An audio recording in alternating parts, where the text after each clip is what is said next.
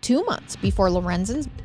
He shows up to Shara's house that night, but when he arrived, he wasn't the only person there. There was another guy, Shara and Lorenzen's old landscaper, a man named Billy Ray Turner. Now, Billy also had a bit of a criminal history, but in the years leading up to Lorenzen's murder, he had kind of turned himself around. He started a landscaping business. He went to Shara's church and also began an affair with Shara while she was still married to Lorenzen. When Jimmy gets to Shara's that night, she tells him she can help him out with some cash, but she needs a favor. I need you to kill Lorenzen.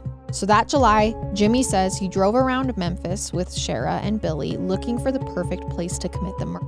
According to Jimmy, she says, I will lure Lorenzen out to our old Lover's Lane meeting area, promising having some sexy text messages. Yes. And Jimmy and Billy could just be lying in wait. Insane, man. Lorenzen's friend came forward after his murder and said that Lorenzen had told him he was thinking about getting back together with Shara. Jimmy says on the night, Shara decided it was time to go through with the plan. He wasn't actually in town, which is why Shara and Billy ended up committing the murder alone.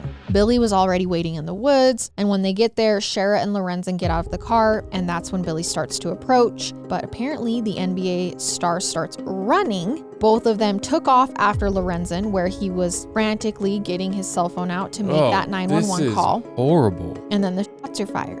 Jimmy essentially tells the police, not only do I have this account to help you close this NBA star's murder, I can also tell you where they disposed of the weapons. Police are like, okay, if we can find these weapons, then we can validate Jimmy's story and we have enough to prosecute. No way they find